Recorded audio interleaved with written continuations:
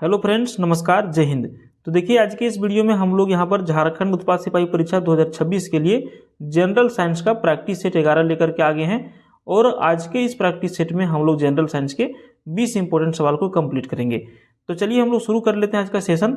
जो लोग नए जुड़ रहे हैं चैनल पर, डेली आपको प्रैक्टिस सेट लगाना चाहते हैं तो चैनल को सब्सक्राइब करिएगा। चलिए शुरू करते हैं आज का क्लास। तो देखिए, आज का जो हमारा पहला सवाल है फ्रेंड्स, ये है कि आपातकालीन हार्मोन या फिर फ्लाइट हार्मोन किसे कहा जाता है। तो देखिए, इसका जो हम लोग करेक्ट आंसर करेंगे फ्रेंड्स, ऑप्शन ये करेंगे एड्रेनलिन को। ठीक है, ये जो एड्रेनलिन है इसको आपातकालीन हार्मोन कहा जाता है। ठीक है, क्या कहा जाता है इसको? आपातकालीन हार्मोन या फिर फ्लाइट हार्मोन, दोनों सेम चीज है। आपातकालीन या फिर फ्लाइट हार्मोन एड्रेनलिन को कहा जाता है। ठीक है, अगला सवाल की ओर हम लोग बढ़ेंगे। प्रश्न संख्या 92 पूछ रहा है कि यदि प्रतिरोध को दोगुना कर दिया जाए तो विद्युत धारा पर क्या प्रभाव पड़ेगा। अगर यदि प्रतिरोध को फ्रेंड्स दोगुना कर दिया जाए तो विद्युत धारा पर क्या प्रभाव पड़ेगा। इसका जो आंसर हो जाएगा फ्रेंड्स आपका 92 का ऑप्शन बी हो जाएगा, आधी हो जाएगी। प्रतिरोध को दोगुना करने पर विद्युत धारा क्या हो जाएगा? आधा हो जाएगा। ठीक है, तो ऑप्शन बी करेक्ट आंसर हो जाएगा। अगला सवाल है 93। प्रश्न पूछ रहा है कि निम्नलिखित में से कौन सी अधातु सामान्य वातावरण में द्रव की अवस्था में पाई जाती है। अधातु, देखिए अधातु के कुछ उदाहरण हैं, जैसे कि आपका कार्बन हो गया, अधातु होता है, bromine, sulphur, iodine, oxygen, hydrogen, ये सभी जो है अधातुओं के उदाहरण हैं।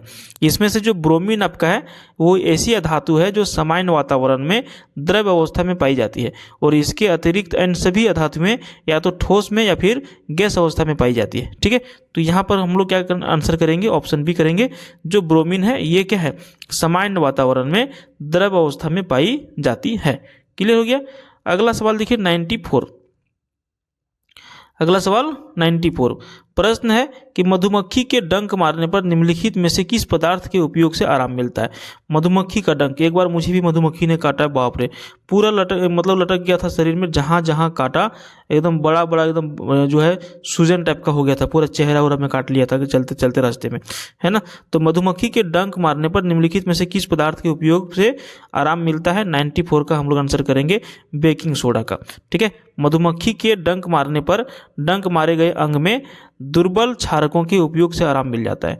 क्योंकि बेकिंग सोडा भी एक दुर्बल क्षारक है, इसके लिए डंक मारे गए अंग में इसके उपयोग से आराम मिलता है। तो क्या करेंगे हम लोग? आंसर बेकिंग सोडा करेंगे। उसके बाद देखिए अगला सवाल है 95। सवाल है कि श्वसन निम्नलिखित में से कैसी अभिक्रिया है। जो श्वसन है, जो हम लोग रिस्पायरेशन जो हम लोग करते हैं, श्वसन जो करते हैं, ये निम्नलिखित में से कैसी अभिक्रिया है। ठीक है, तो ये है आपका ऊष्माक्षेपी अभिक्रिया। देखिए, जिन अभिक्रियाओं में उत्पाद के निर्माण के साथ साथ में ऊष्मा भी उत्पन्न होती है उसमें ऊष्माक्षेपी रासायनिक अभिक्रिया कहा जाता है। और श्वसन जो है ऊष्माक्षेपी अभिक्रिया है, जो या तो दो से अधिक पदार्थ संयोग करके एकल उत्पाद का निर्माण करते हैं, तो ऐसी अभिक्रियाओं को संयोजन अभिक्रिया कहा जाता है। ठीक है, और वियोजन अभिक्रिया संयोजन अभिक्रिया की विपरीत होती है। वियोजन अभिक्रिया में एक पदार्थ वियोजित होकर दो या दो से अधिक पदार्थ देता है, और जिन अभिक्रियाओं में ऊष्मा का अवशोषण होता है उसे ऊष्माशोषी अभिक्रियाएं कहा जाता है। ठीक है, तो ऊष्माक्षेपी और ऊष्माशोषी दोनों में अंतर हमने आपको बता दिया। और ये जो श्वसन हमारा है ये आपका ऊष्माक्षेपी अभिक्रिया है। अगला सवाल है 96। देखिए, हमारे शरीर का तापमान एवं खाने पीने की क्रियाओं का नियंत्रण मस्तिष्क के किस भाग के द्वारा होता है। तो हमारा जो शरीर है इसका तापमान एवं खाने पीने की क्रियाओं का नियंत्रण मस्तिष्क का जो भाग है वो हाइपोथैलेमस, ठीक है, क्या है? हाइपोथैलेमस, यही सारा कुछ हैंडल करता है, खाने पीने की क्रियाओं को और मस्तिष्क के सारे काम को कौन मेंटेन करता है? हाइपोथैलेमस करता है। ठीक है, अगला सवाल देखिए 97। प्रश्न पूछ रहा है कि मानव मस्तिष्क के कौन सा भाग में स्मरण क्षमता होती है। यानी कि जो हम लोग किसी भी चीज़ें को याद कर सकते हैं, याद रख सकते हैं, उसकी जो क्षमता होती है, याद रखने की जो कैपेसिटी होती है, वो किसके साथ में होता है? तो वो होता है सेरिब्रम। क्या होता है? सेरिब्रम, जो प्रमस्तिष्क कहा जाता है। देखिए, सेरिब्रम जो है मानव मस्तिष्क का सबसे बड़ा भाग है, और जो है मस्तिष्क की जो सभी जटिल क्रियाओं, जैसे कि स्मरण करना, संवेदी सहभागिता तथा संपर्क सूत्र के आदि के लिए ये सभी क्या है? उत्तरदायी होते हैं। तो स्मरण क्षमता जो होता है मानव मस्तिष्क में, वो सेरिब्रम का काम रहता है। ठीक है, कि इसका क्षमता बनाए रखना। अगला सवाल है कि रक्त परिसंचरण तंत्र की खोज किसने किया था। रक्त परिसंचरण तंत्र की खोज किसने किया था? सही उत्तर करेंगे विलियम हार्वे के द्वारा। रक्त परिसंचरण तंत्र की खोज विलियम हार्वे के द्वारा किया गया था। अगला सवाल देखिए 99। प्रश्न पूछ रहा है कि प्रकाश के क्वांटम सिद्धांत के अनुसार प्रकाश की प्रकृति किस तरह की है? प्रकाश के क्वांटम सिद्धांत के अनुसार प्रकाश की प्रकृति किसके समान है? तो इसका आंसर करेंगे ऑप्शन सी, ना तो कण के समान है और ना ही तरंग के समान है। तो देखिए विवर्तन जैसी परिघटनाओं की व्याख्या करने के लिए प्रकाश के तरंग के रूप में माना जाता है। समझ गए? तो यहाँ पर हम लोग करेंगे प्रकाश के क्वांटम सिद्धांत ना तो कण के समान है और ना ही तरंग के समान है। अगला सवाल की ओर हम लोग बढ़ेंगे, प्रश्न संख्या 100 नंबर।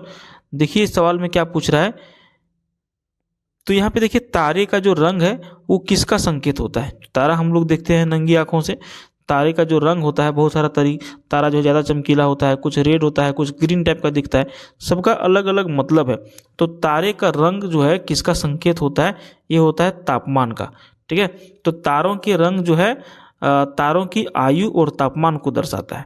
संलयन प्रतिक्रिया से रंग प्रतिबिंब होता है जो तापमान को इंगित करता है।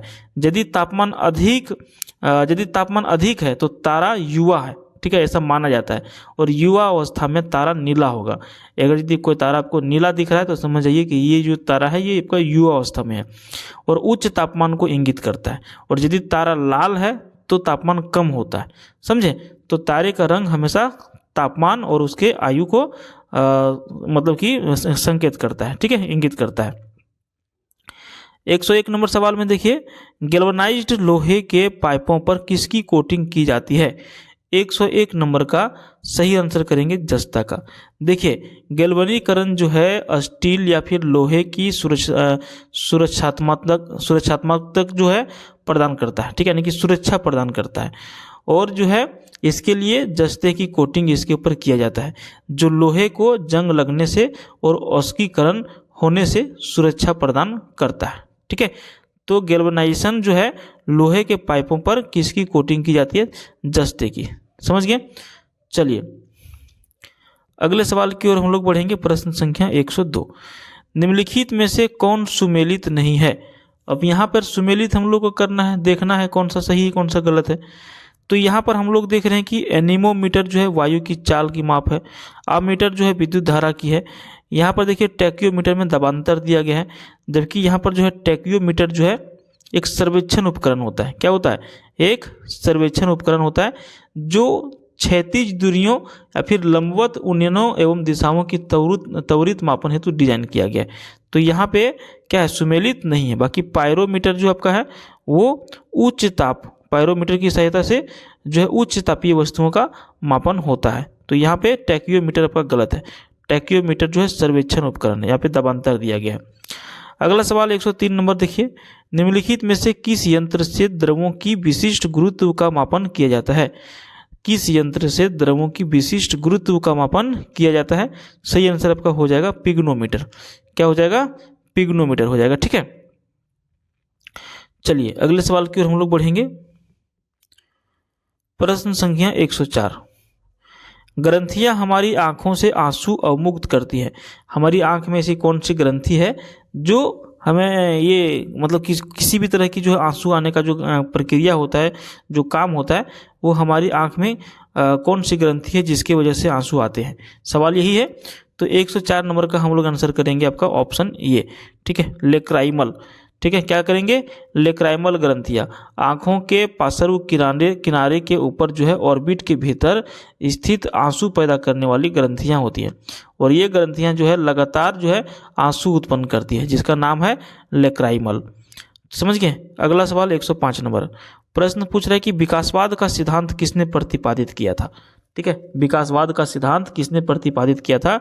तो चार्ल्स डार्विन इसका बिल्कुल सही उत्तर हो जाएगा, यानी कि ऑप्शन बी यहाँ पर सही उत्तर होगा। ठीक है, अगले सवाल की ओर बढ़ेंगे 106 नंबर। रेत और नेप्थलीन, एक है रेत और एक है नेप्थलीन के मिश्रण को किसके द्वारा अलग किया जाता है? तो ये अगर यदि दोनों मिल गया है, दोनों मिक्स हो गया है, और अगर यदि इसको अलग करना है, ठीक है, इसको अलग करना है, तो कौन सा चीज़ का प्रयोग करके इसको अलग कर सकते हैं? इसका सही उत्तर हो जाएगा उधरुपातन का। क्या करेंगे हम लोग, उदरूपातन यानी कि इसका जो है प्रयोग करके रेत और नेफ्थलीन का मिश्रण को हम लोग अलग कर सकते हैं। 107 नंबर प्रश्न में देखिए पूछ रहा है कि किन तत्वों की उपस्थिति के कारण जैव गैस यानी कि बायोगैस संयंत्र से निकलने वाली स्लरी एक उत्तम खाद के रूप में प्रयोग किया जाता है या फिर उपयोग की जाती है। 107 नंबर का हम लोग करेंगे नाइट्रोजन तथा फास्फोरस। क्या करेंगे, नाइट्रोजन और फास्फोरस। जैव गैस संयंत्र से निकलने वाली स्लरी में नाइट्रोजन तथा फास्फोरस जो है प्रचुर मात्रा में होता है, जिसके कारण से यह जो है एक उत्तम खाद के रूप में हमारे काम में आ जाते हैं। समझे, तो नाइट्रोजन और फास्फोरस इसका सही उत्तर हो जाएगा। 108 नंबर सवाल में देखिए कि माध्यम का कोई कण अपनी माध्य स्थिति में किसी तरफ अधिक से अधिक जितना विस्थापन करता है उसे क्या कहेंगे। 108 नंबर का हम लोग आंसर करेंगे ऑप्शन बी, तरंग का आयाम। ठीक है, तरंग का आयाम जो है माध्यम का कोई कण अपनी माध्य स्थिति से किसी तरफ अधिक से अधिक जितना विस्थापन करता है उसे तरंग का आयाम कहते हैं। उसके बाद देखिए टीन का अयस्क जो है निम्नलिखित में से कौन सा है। टीन का अयस्क, ठीक है, टीन का अयस्क जो है कौन सा है, तो 109 नंबर का ऑप्शन सी करेंगे, कैसिटेराइट। कैसिटेराइट जो है ये टीन का अयस्क है। समझे, यहाँ पर देखिए एक दिया गया है अर्जेंटाइन। अर्जेंटाइन जो है चांदी का अयस्क होता है। ठीक है, उसके बाद आपका दिया गया है क्यूप्राइट। ये जो क्यूप्राइट होता है ये आपका कॉपर का अयस्क होता है। किसका होता है, कॉपर का अयस्क होता है। उसके बाद देखिए यहाँ पे दिया गया है क्रोयोलाइट। ये जो अयस्क होता है वो आपका एल्यूमिनियम का होता है। ठीक है, एल्यूमिनियम का होता है। तो ये सब भी आप याद रखिएगा किसका क्या अयस्क है सो। उसके बाद देखिए अगला सवाल है कि काजू का खाने जो एक भाग जो है वो कौन सा है। काजू जो खाते हैं बहुत महंगा है, लगभग 1000 रुपये के आसपास किलो मिलता है मार्केट में, क्योंकि ये हमेशा महंगा रहता है। समझे, तो जो काजू है वो उसका जो कौन सा भाग है जिसको खाया जाता है। 110 नंबर का हम लोग ऑप्शन ये बिल्कुल सही करेंगे, बीज पत्र को। ठीक है, किसको खाया जाता है, बीज पत्र को खाया जाता है। क्लियर हो गया। चलिए, तो यहाँ पर हम लोगों को जो है 20 सवाल हम लोगों ने कंप्लीट कर लिया। अगर यदि पार्ट इसका अगला देखना चाहते हैं, पार्ट 13, तो आप चैनल को सब्सक्राइब करिएगा। डेली शाम में हमारा वीडियो आता है 7 बजे। शाम में हमारा वीडियो 7 बजे आता है। तो अगर यदि आप डेली प्रैक्टिस सेट लगाना चाहते हैं झारखंड उत्पाद सिपाही परीक्षा के लिए, तो चैनल को जरूर से जरूर सब्सक्राइब करिएगा। धन्यवाद।